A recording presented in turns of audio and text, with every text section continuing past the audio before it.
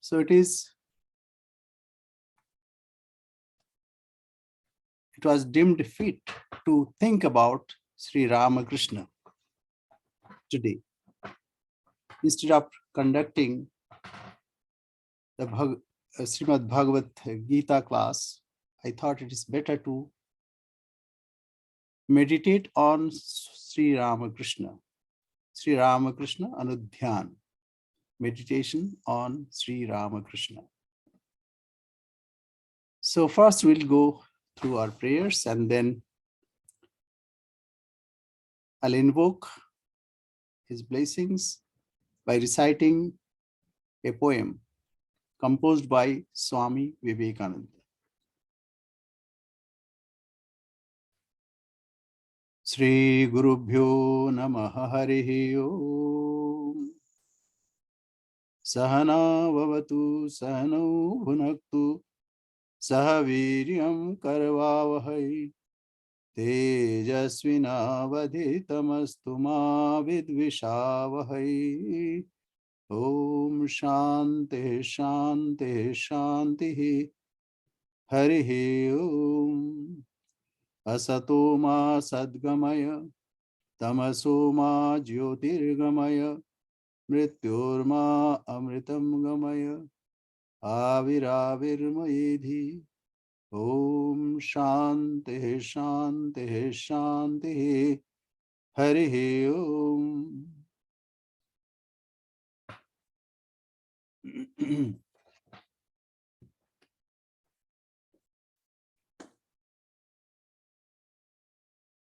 This was composed by Swami Vivekananda in praise of Sri Ramakrishna.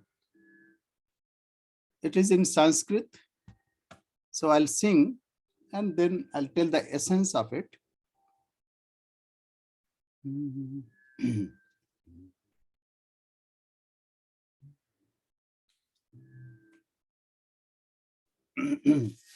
Achandala pratihatarayu yasya prema pravaha lokatitupyahanjaho loka kalyana margam trailokepya pratima mahima Janaki pranabandhu Trailokepya pratima mahima Janaki pranabandhu Bhaktya jnanam vritavarvapuh Sitaya yohi Ramaha Bhaktya jnanam vritavarvapuh Sitaya yohi Rama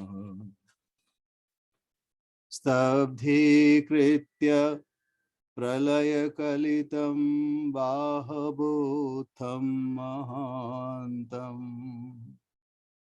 Hetva ratrim prakriti sahajam Andhatamisram Geetam Shantam Madhuramapi Yaha Singhanadam Jagarja Geetam Shantam Madhuramapi Yaha Singhanadam Jagarja Soyam Jata Prathita Purusho Rama Krishna Stvidanim Soyam Jata Prathita Purusho Rama Krishna Stvidanim.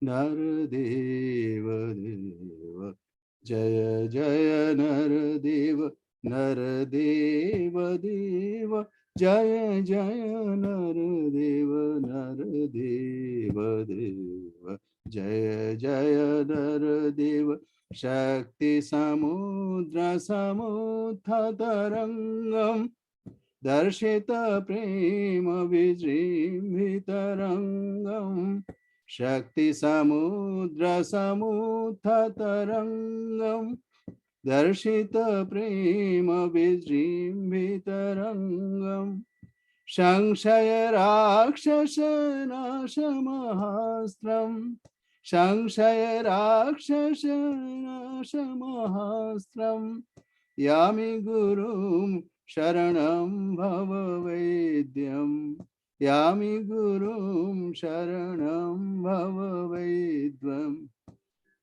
Naradeva Deva Jaya Jaya Naradeva Naradeva Deva Jaya Jaya Naradeva Naradeva Deva Jaya Jaya Naradeva Advaya Tattva Samahita Chittam Projala Bhakti Patavrita Vritam Advaya Tattva Samahita Chittam Projala Bhakti Patavrita Vritam Karma Kalevaram Adbhuta Cheshtam Karma Kalevaram Adbhuta Cheshtam Yami Gurum Sharanam Bhava Vedyam Yami Gurum Sharanam Bhava Vedyam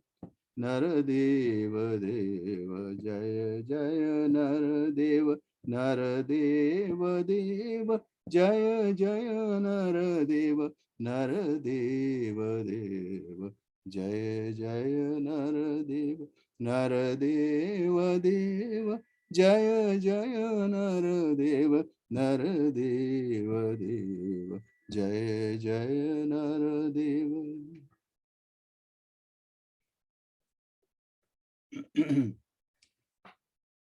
The theme or burden of this composition is I offer obeisance to my Guru, who is at the border of human being and also the divine, Naradeva. Who was he? He was Bhavaroga Vaidyam. Vaidyam means doctor. Bhavarog, who is the doctor of the disease of worldliness. Who was he? So in the first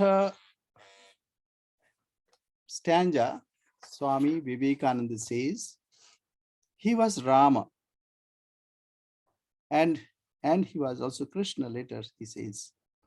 And this is not only his experience. Sri Ramakrishna also told him, he who was Rama, he who was Krishna, now has incarnated as Ramakrishna. So who was Rama? Whose love flowed even to the Chandala, the outcast. And he established various standards. Purushottama. What is the standard? How a son conducts to his parents. How a father conducts to his son. How a husband conducts with his wife. How a brother conducts with his other brothers, siblings. How even one should fight valiantly. So Maryada Purushottama. That's why Sri Rama was called as Maryada Purushottama. The second is Krishna, who at the midst of Mahabharata war gave a wonderful, peaceful song Srimad Bhagavad Gita. And he was like a lion, Singhanadam Jagat. And he's the same person has incarnated as Ramakrishna in this year, this yuga, this eon, this time, modern time. But what was his ornaments? He was like he was a wave in the power, Shakti Samudra. So it's the power of the ocean took a form as a wave. What kind of wave? It is full of love, prema visrimbhita. And he behaved in this world in a very interesting way. So it is a like Leela, it is called Leela, a playful, the divine play. And what kind of weapon he possessed? He possessed weapon of to remove the doubt. In this yuga, we have a great demon. The name of the demon is called doubt. Shamshaya Rakshasa Nasha Mahastram. So he possessed a weapon to remove all kinds of doubts. Whether there is God, whether God can be achieved, what is his name, what are the form, all kinds of questions. Whether it is required or not, all kinds of doubts. So I take refuge at my Guru, who is the doctor of the disease of worldliness. And who was he? His mind was totally merged in non-duality, Advaitattva Samahita Chittam. But he's full of devotion, Prujjvala Bhakti Patavrita Vittam. But he wore devotion as his garment, and not simple devotion, Prujjala, effulgence, effulgent. So it is full of love, totally immersed in love. And does that mean that he was inactive? Not at all. Karma Kalevaram Adbhuta Cheshtam. And in a short span of 50 years and few months, he did a tremendous work. And he never rested when he was in body. So such is my Guru, who is at the border of the divine. We cannot say whether he is a human being or divine. But he came, he incarnated himself to remove the afflictions of this world. So this is the tribute by Swami Vivekananda to Sri Ramakrishna. Now, let us see this half-cladded, half-naked person that we see in a photograph. What was he? He was, as Swami Vivekananda said, that he was doctor of this modern world. How it is possible? A half-cladded man, a simpleton from a village, who was born in a remote village of Kamarpukur, about 60 miles away from Calcutta. And he did not have even full formal education.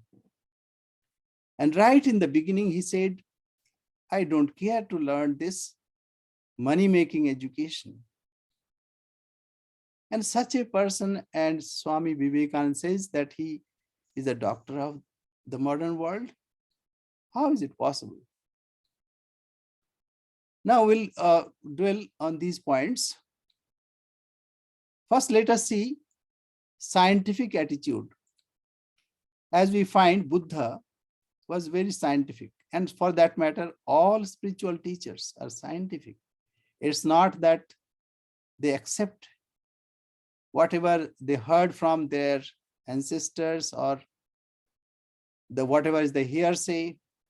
Rather, they understand and try to realize in their own life. So Buddha, for that matter, he discovered there is sorrow, dukkha. So it's called Chatwari Arya Satchani, 4 Arya Satyas. So what are those? There is misery in this world, and we all suffer. Therefore, there must be a cause. Yes. So he discovered that cause also. And this dukkha can be stopped. So nirodha, it can be stopped. And there is a way to stop this dukkha. Dukkha means sorrow, misery, afflictions. So there must be a way.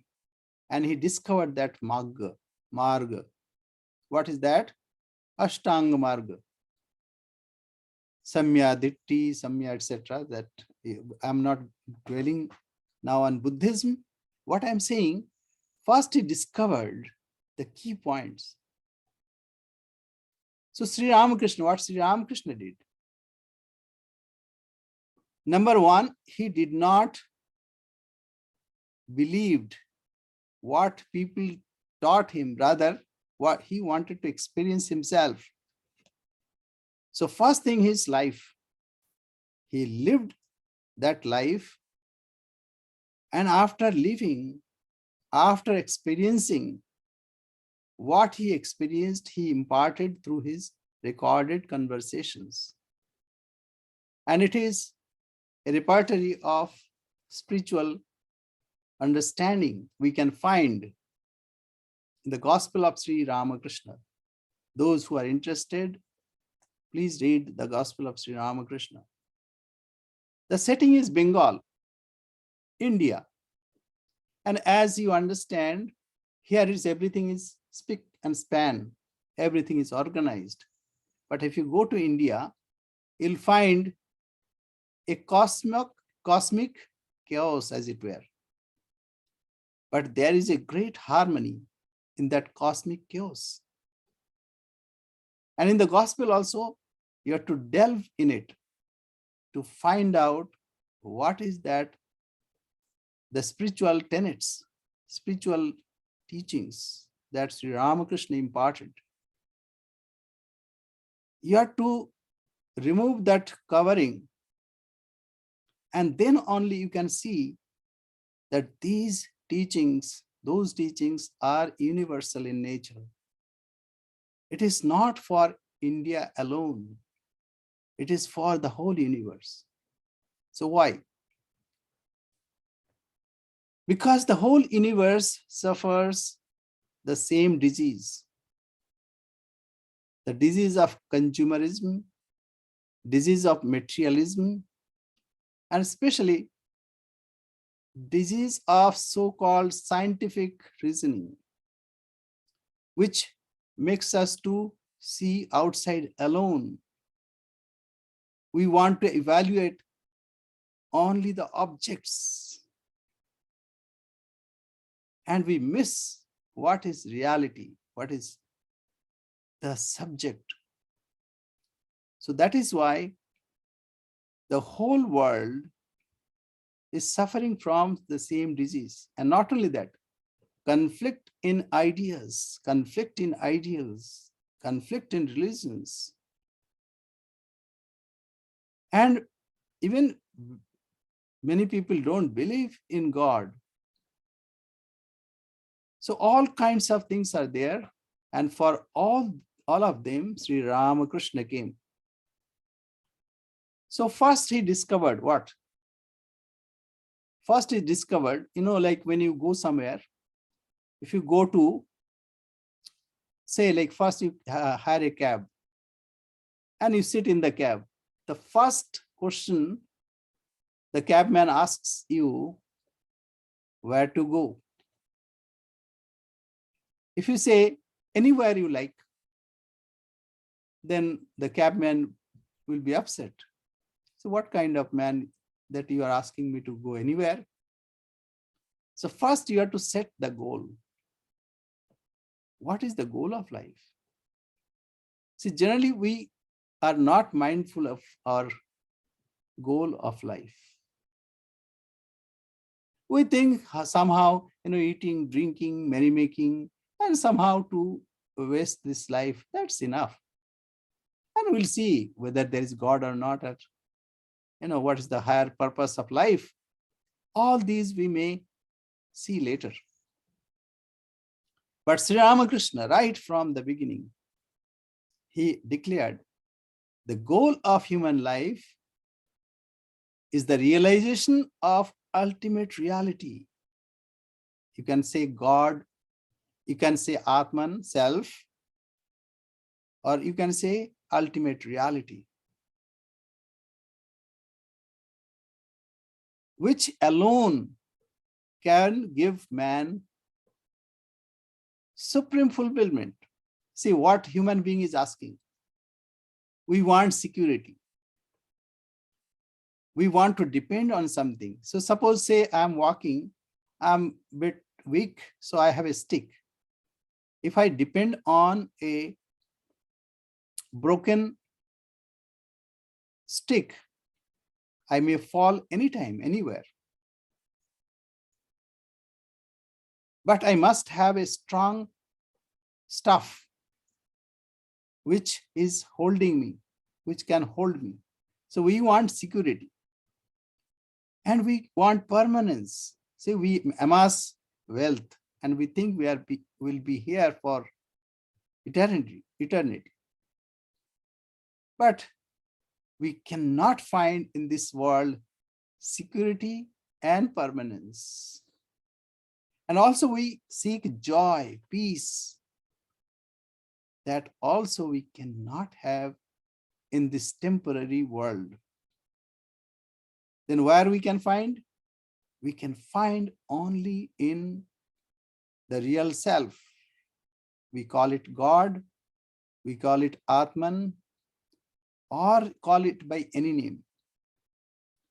That is the goal of life. See the scientific attitude. First is set the goal. Goal of human life is the realization of the ultimate reality. And Swamiji said in a very beautiful way, each soul is potentially divine. We are divine. We are not human being. Potentially divine. We have to manifest this divinity. So to manifest this divinity is the goal of life. So he rationalized and he expressed in a beautiful way. But Sri Ramakrishna is simple. He says goal of human life is Ishwar Darshan, God realization, realization of self. So that is the purpose of human life. And we see in his life also, right from the beginning, he was not interested in money-making education. He was right from the beginning.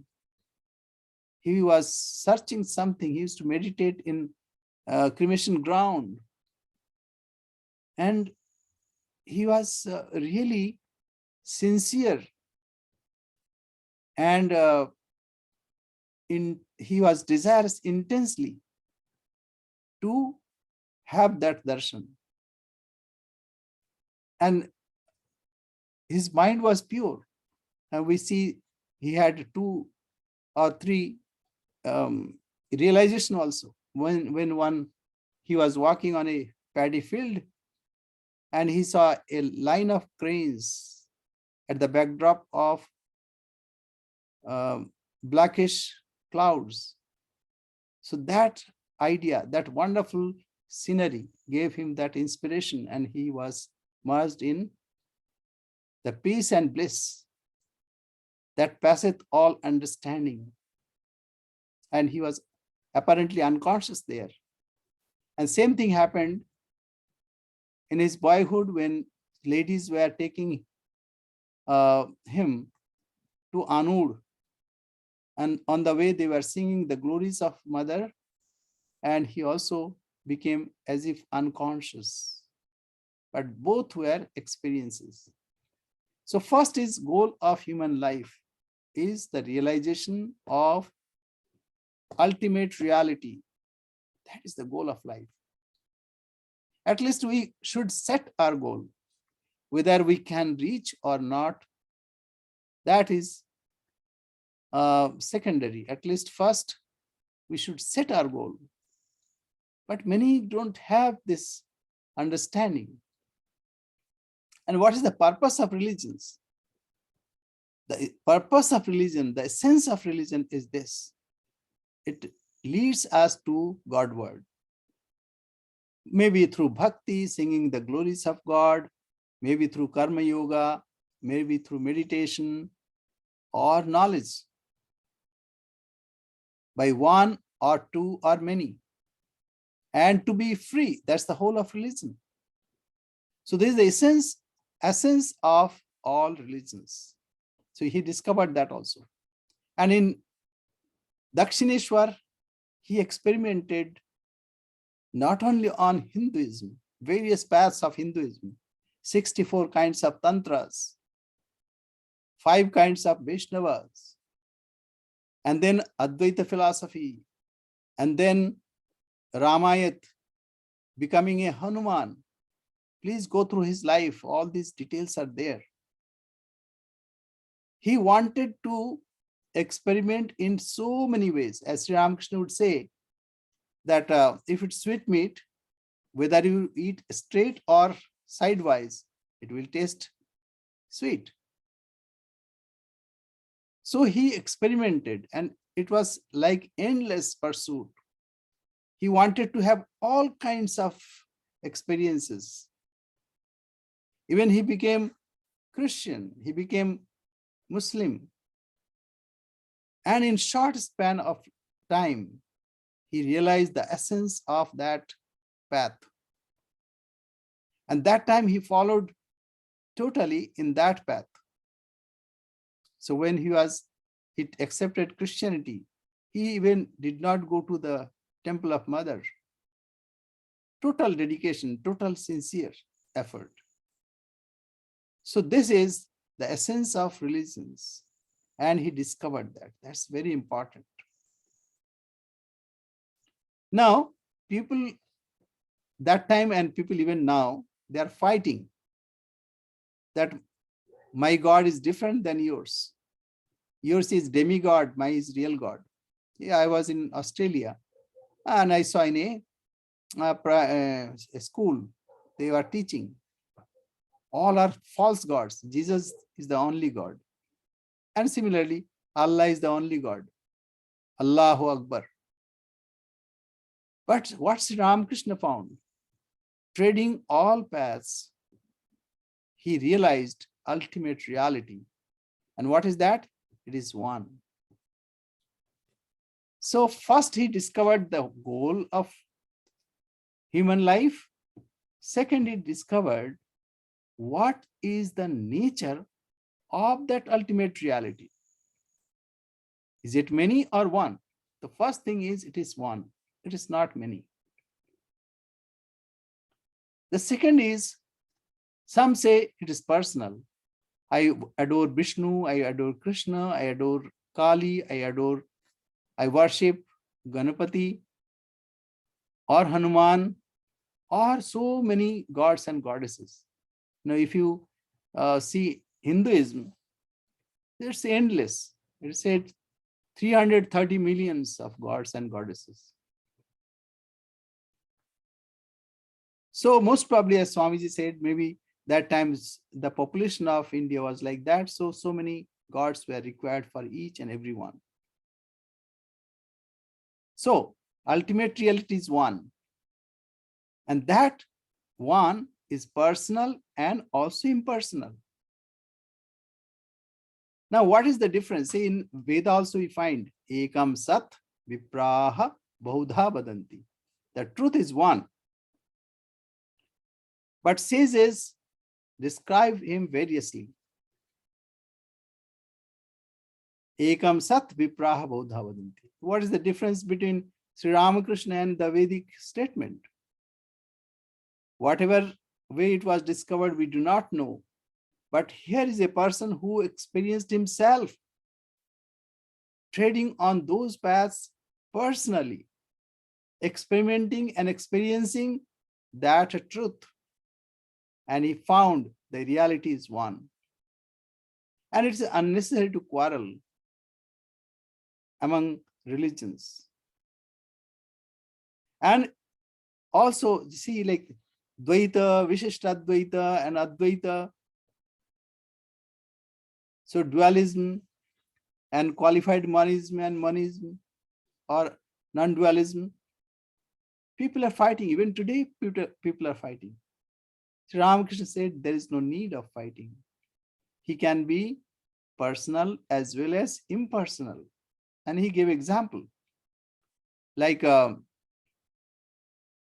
in Arctic region, water is condensed and it becomes ice. But when there is sun, it melts and becomes water. And then when the temperature is high, even it evaporates and becomes gaseous. So the same water is solid, liquid, and also gas-like vapor.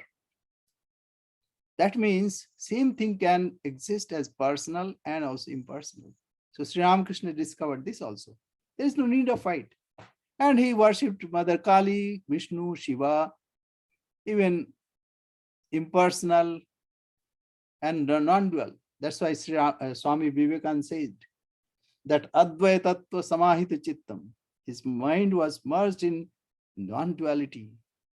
But he wore the garment of devotion and he worked very hard. So, as Swami Vivekananda said,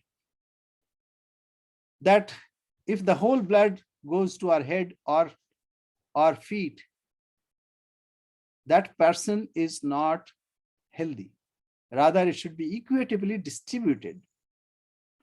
So, karma, jnana, bhakti, it should be balanced in a person. So that is what Sri Ramakrishna has discovered. And it has, that ultimate reality has various names. God, Ishvara, and umpteen number of names. There is no end. Anantanam. There are so many names and all are potent, all are efficient and with the same power. Now goal was set, and what is the nature, what kind of that reality is, that is also set. Now how to achieve there? That is the question. So Sri Ramakrishna said that to reach there are various paths by all the religions. Say like devotion, you sing the glory of God and merge yourself in Ishta, chosen ideal. Or you rationalize on robust common sense and discover the truth. And you should be relentless in discovering. You cut asunder every doubt. That knowledge, that's also good. So how to reach there? By devotion, by knowledge, or by karma. Suppose you don't believe in God, doesn't matter. Just work for others, sacrificing yourself, offering the fruits of action to God, or even just don't worry about it. Because as Bhagavad Gita says, and also interpreted by Srimad Shankaracharya, that karma yogi, how he does, even he is not bothered whether God is pleased or not. Tatra ishwarupime tushyatu iti sangam tekta. One should be detached so much that he should not expect even God is pleased. So such is the the karma yogin. So all these are ways. But what is essential? Essential is purity of mind. So all religions will lead to the same path. All religions are true. Only thing, it should be sincere, it should be with urge, with earnestness. One should pray to him. Then they will lead to the same ultimate reality. But if they only have doctrines and dogmas, and then they fight for those doctrines and dogmas, they cannot succeed.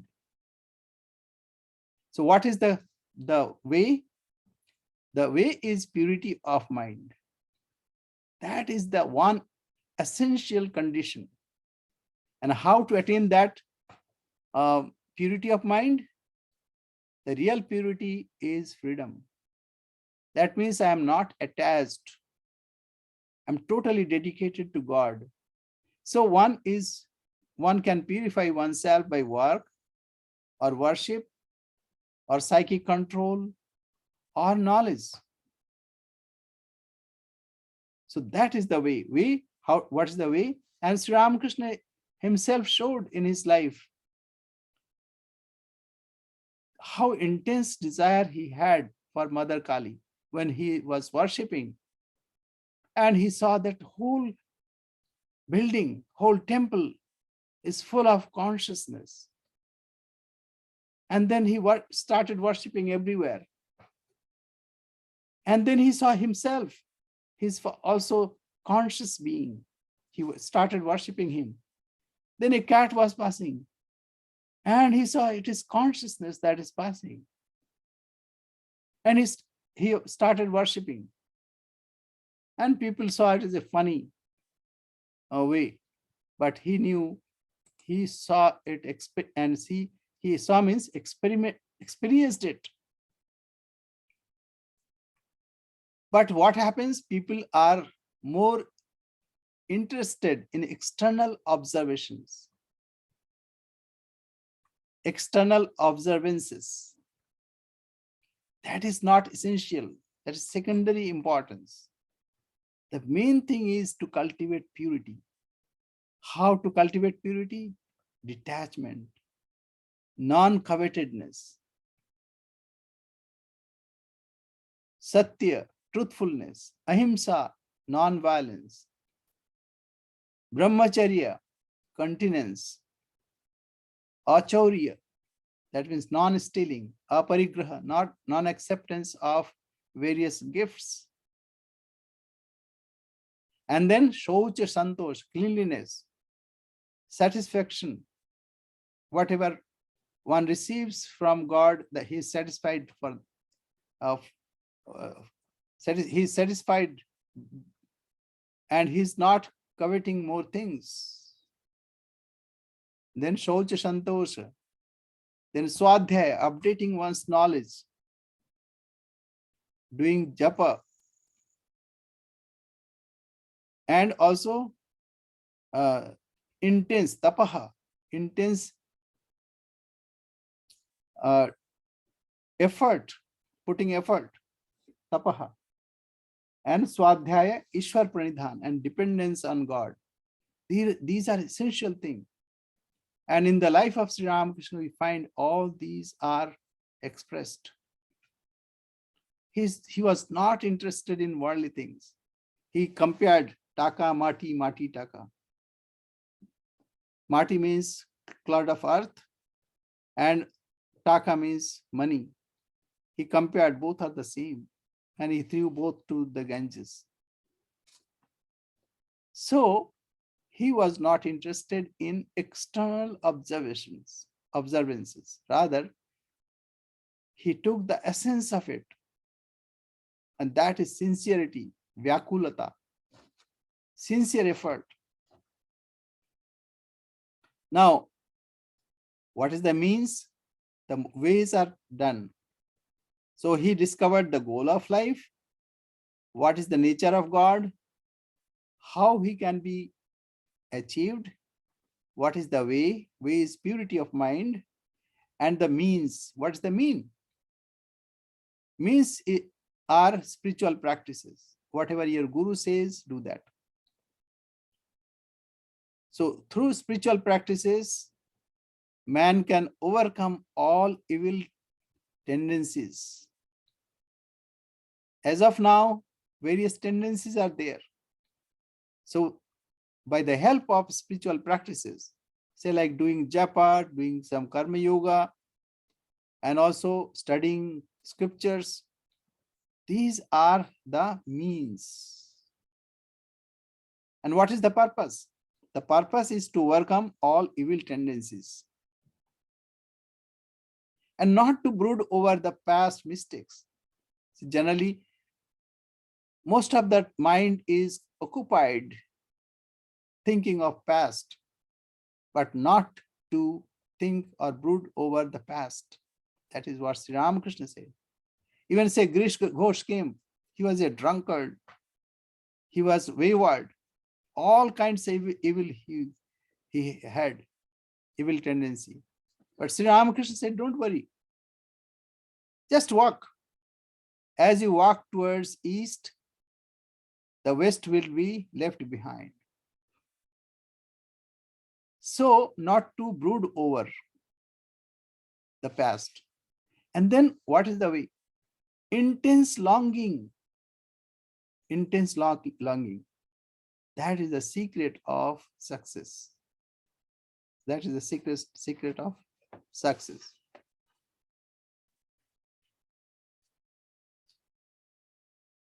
So is it only for, say, monks or some renunciates? No, no, no. Sri Ramakrishna said, God dwells in all people. Now God realization is possible for all. Householders need not renounce the world. Rather, they dedicate their work, their wealth, at least mentally, to God. And they should pray sincerely. And they should practice discrimination, lead a moral life. So this way, even it is possible for the householders. See, without householders, who will generate money? Who will generate even progeny? So householders are as essential as renunciates are. Only thing, they have certain moral code of conducts. Now, how to translate these ideas for our day-to-day life, to manifest divinity in day-to-day life? You know, in Vedas it says, Sarvam Khalvidam Brahma, Neha Nanasti Kinchana. Here there are not many. All are God. But what happened in India? We discarded outcasts. Duram apasarare chandal. But Sri Ramakrishna said, God dwells in all being, not only in human being. And that's why he even worshipped cat, even, the lower creatures. So God dwells in all beings. And one should see that inner divinity in all. Only thing, there may be some manifestation, different kind of manifestation. One may be advanced, one may not be advanced. In saintly, he is, the manifestation of divinity is greater. And another thing is most important for modern world. Ladies, women suffered lots of atrocities. But what Sri Ramakrishna did, he accepted as his chosen ideal as Mother Kali, a lady. Then he accepted a guru who was a lady, woman. He accepted his first disciple, a lady, a woman, Holy Mother Sri Sharda Devi. And what he said, women are special manifestations of Divine Mother, of the ultimate, of the Mother of the universe. It's not ordinary being. All women are to be respected as the manifestations of Divine Mother. Same Divine Mother is dwelling in all women. So nowadays we see now women live and this and that, but in the name of women live, what is happening? Whereas the women live as Sri Ramakrishna prescribed is the best one. And that's why in Bengal, even small children, girl child is addressed as mother. Some aberrations may have happened here and there, but we are to see the general idea, general behavior. And there, God is worshipped as Durga. God is worshipped as Mother Kali. And ladies are seen as manifestations of Divine Mother. So that is the way of women live. We are to respect, we are to adore women because they are manifestations of Divine Mother.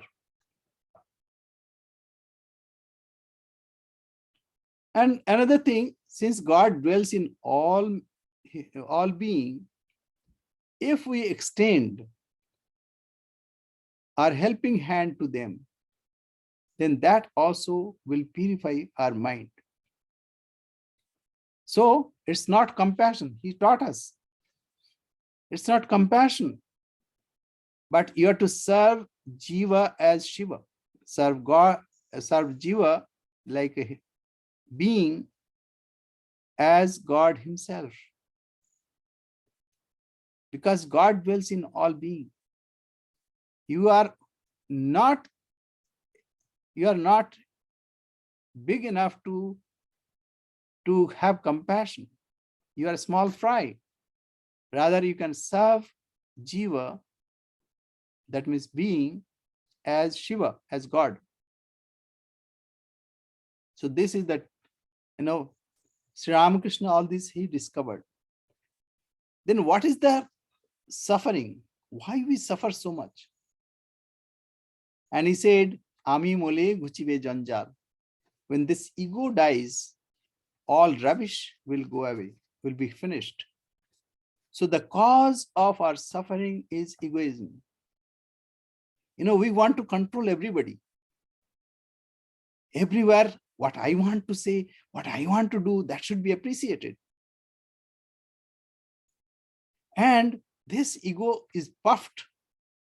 That is the source of our suffering.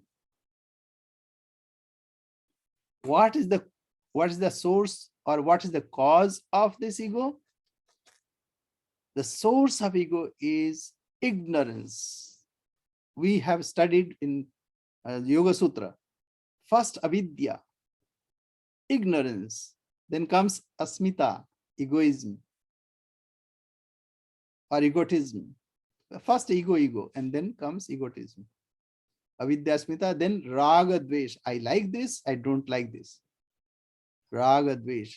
And abhinivesh, then clinging to those ideas. So these are the root cause of suffering. And Sri Ramakrishna showed in his life how he came out of that ego. Even he was weeping for mother, and Chandra Haldar came and kicked him.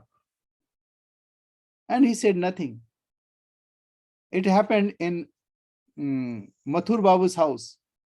He was in a trance, and a servant was going with the hubble bubble, and they put fire in it. So he was fanning, and a chunk of that coal fell on Sri Ramakrishna's body. But Sri Ramakrishna was not mindful. and it started burning. Then people smelt the burning of flesh. Then Mathur Babu discovered that it was on Sri Ramakrishna's body. And then he removed it and he nursed it and to cure him. So this egoism, this is the cause of all our suffering. And we want to control. Why everybody should not obey me? That's the problem with us. And life is an expression of spontaneous creativity, this Leela. We are here to manifest that divinity in a spontaneous creative world. There will be pain, pleasure, and success, failure, but one should be equanimous. Sukhe dukhe same kritva labha labho jaya jayu tato yuddha yujjasva naivam papam avapsasi. As Bhagavad Gita says, that you have to be equanimous, keeping your mind in a level and not to be elated, not to be dejected. And you must have patience. And one should resign totally to God. Whatever happens, happens. We are under his will. Therefore, to keep that equanimous mind is very essential for spiritual life. So this is the discoveries of Sri Ramakrishna. And he contributed to this world. What he contributed? Harmony of religion. So when it was discussed, Holy Mother said, somebody said Sri Ramakrishna came to harmonize all religions. But Mother said, "Na Baba, he did not do by planning. He led a spiritual life. And he was so possessed by God that he wanted to experiment and experience God in different ways. And then he found all religions lead to the same goal. When he was traveling in Vrindavan, Mathura, he was amazed to see how liberal he was, whereas other, even advanced souls, they were limited. They were thinking that my path is the only path. So this is the discovery of Sri Ramakrishna, that harmony of all religions. There is no need of changing religions. Cornell Olcott, he adored Hindu gods and goddesses. And he converted himself to Hinduism. So Sri Ramakrishna was deeply immersed in thought why he should change. Rather, a Christian should be better Christian, a Hindu should be better Hindu, a Buddhist should be better Buddhist, and a Muslim should be better Muslim. So this is harmony of religions, what Sri Ramakrishna discovered. And he was amazed, and this is his legacy, harmony of religions. But still the conflict is going on. Then Sri Ramakrishna came to re-establish dharma. Now Sri Ramakrishna would say, "Dhal nahi, talwar nahi, nidhiram sardar." The rough translation is, there is no sword, no shield, but here comes General Nidhiram. So Sri Ramakrishna, a half-naked, a fakir, and he is re-establishing dharma, religion in the whole world. How is it possible? But it is. He lived that idea. And what is that? Total concentration on God, total dedication to God, and total detachment from this world, the objective world. He would sing the glory and immersed in God. But he would teach people, again merge in God. Total possessed, a Pandit came and he said, I'm amazed to see Sri Ramakrishna as if mother is holding, like a tigress holding him in her mouth, totally possessed by spirituality and spiritual experiences. So this is he came to reestablish. Why it is important? Because he knew as an incarnation, he knew the time is coming, which will be the era of Karl Marx, materialism, consumerism, and then lust, the Freudian theories. Some theories there that there should be expression. If you are angry with someone, then there should be some punching bag and you go and hit that. That is not the way. That way, what you do, you are strengthening that bad karma, bad impressions, bad habit. So these are Freudian theories. That is not good. And lust and gold. So, one of our monks gave a gospel of Sri Ramakrishna to a professor. And he came the next day and returned the book. He said, what is this book?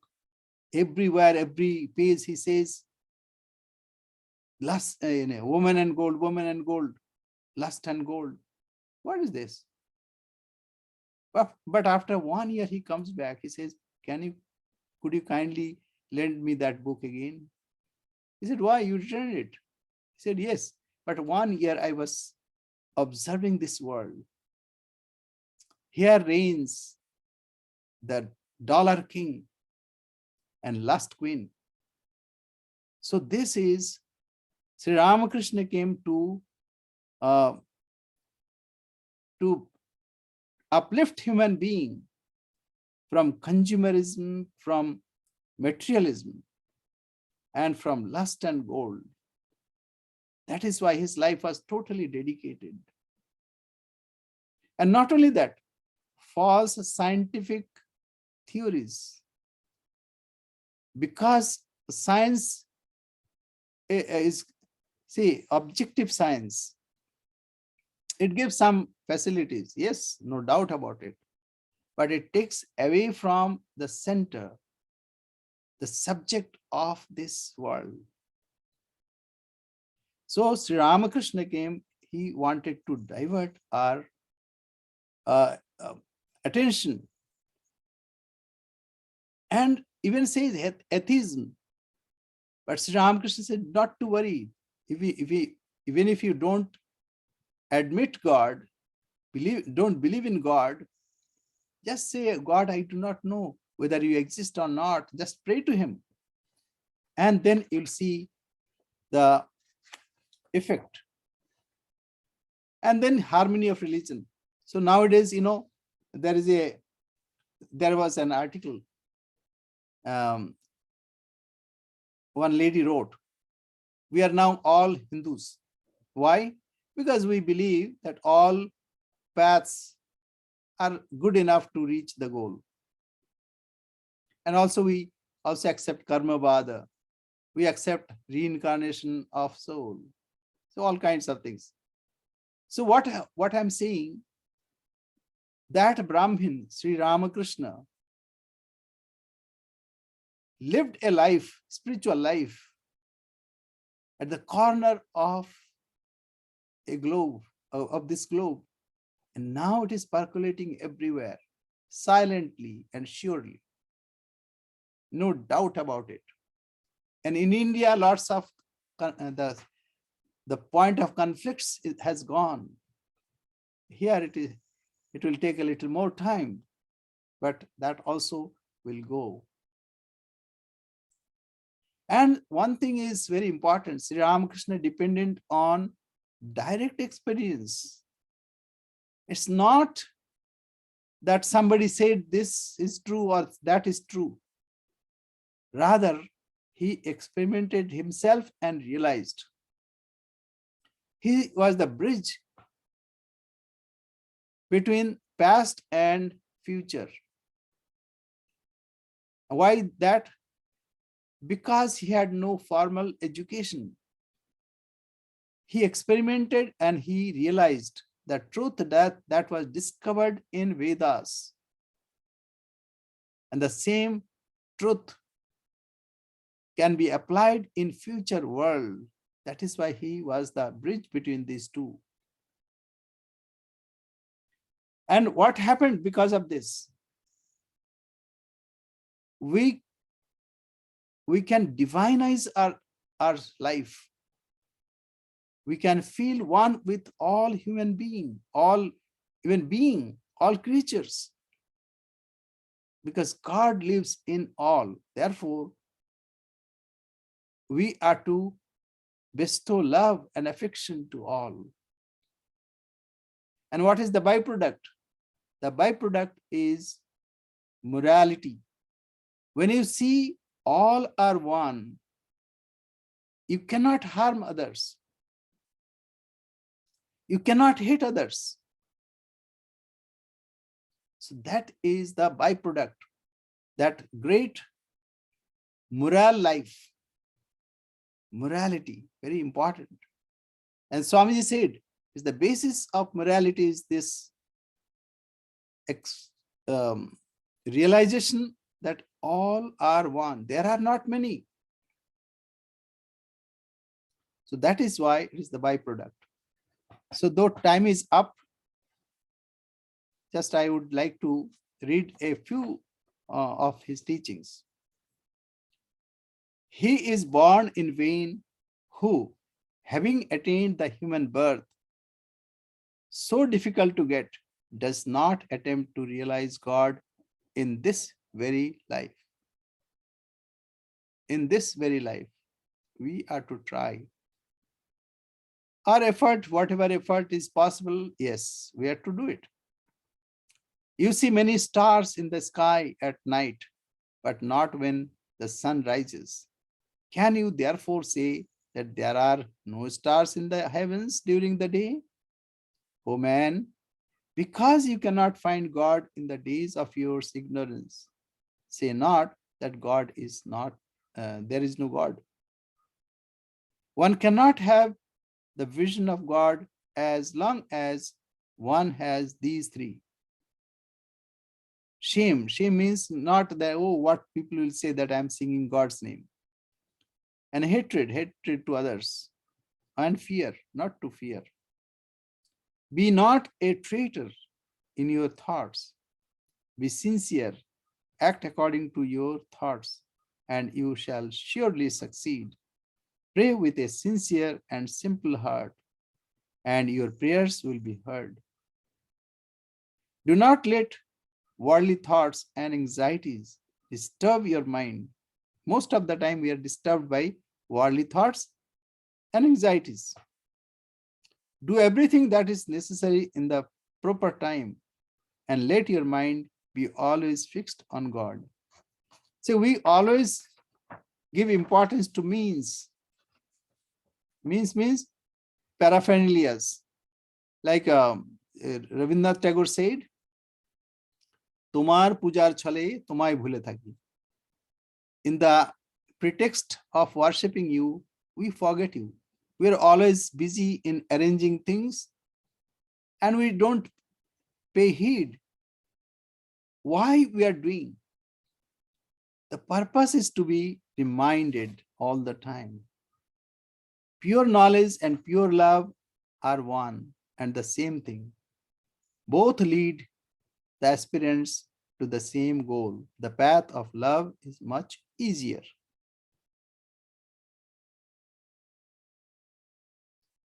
Live in the world like a waterfowl. The water clings to the bird, but the bird shakes it off. Live in the world like a mudfish. The fish lives in the mud, but its skin is always bright and shiny. So this is for householders especially, and it's for monks also. We are to live in this world. We cannot jump away from here. But we are to be always careful about the dirt that is invited in this world. We are to be ready, and we should be detached from that dirt. So the breeze of his grace is blowing day and night over your head. Unfurl the sails of your boat. That means mind. If you want to make rapid progress through the ocean of love.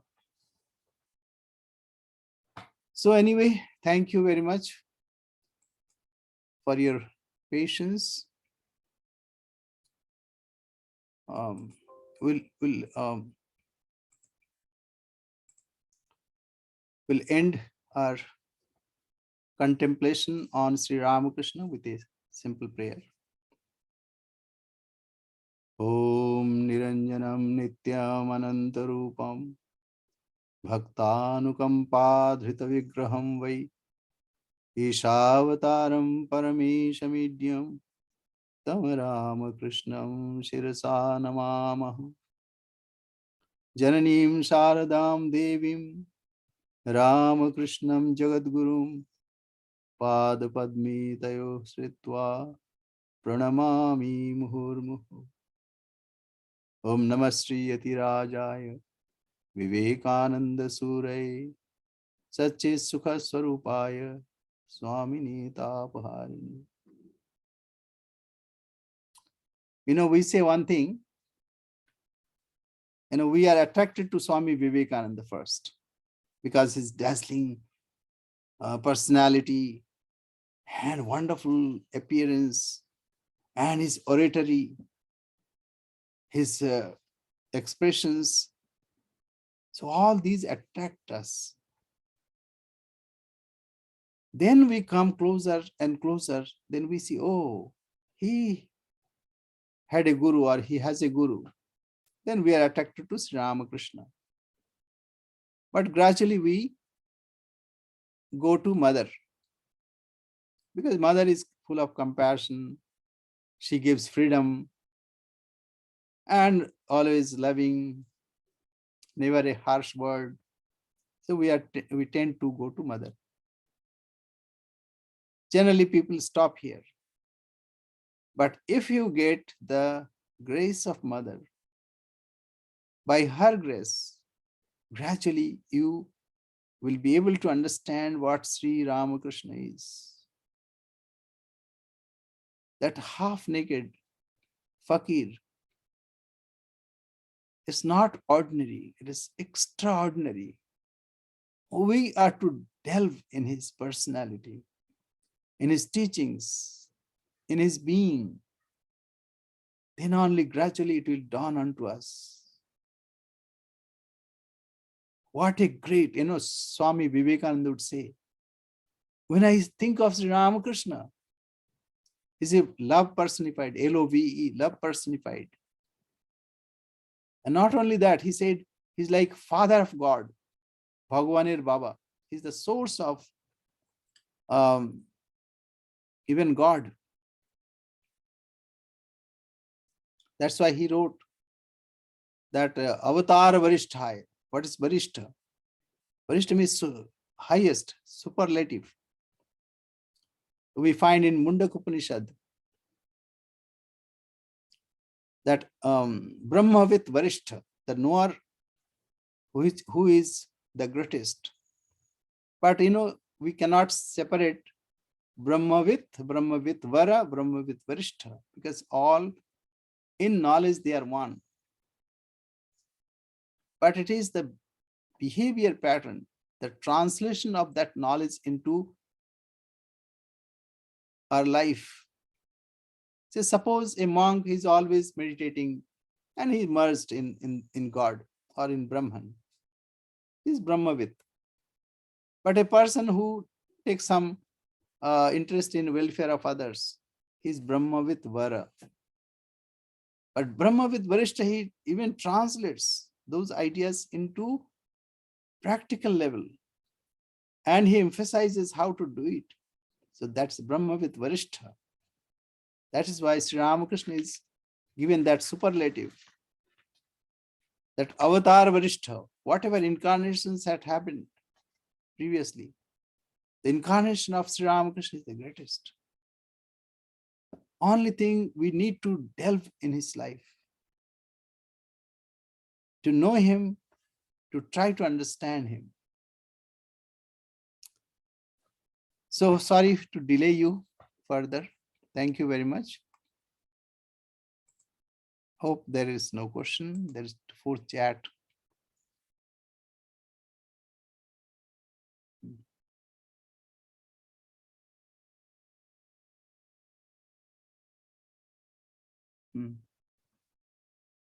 Somebody has written, I find God a failure. Hari Om, Hari Om. Jai Ma. So thank you. Namaste to all. Namaste. Namaste, Deacon. Eli. Pranam Maharaj. Namaskar, namaskar. Hari Om. Pranam Maharaj. Namaste, namaste. Jai Ma Swami. Jai Ma. Include you in there too. Thank you, Swami. Thank you, Bobby. Oh, yes. Sarah. Very good. Bye. Atreya is in there, right there. Pranam Maharaj. Namaskar, namaskar. Okay, good. Namaskar, pranam, namaskar. Namaskar.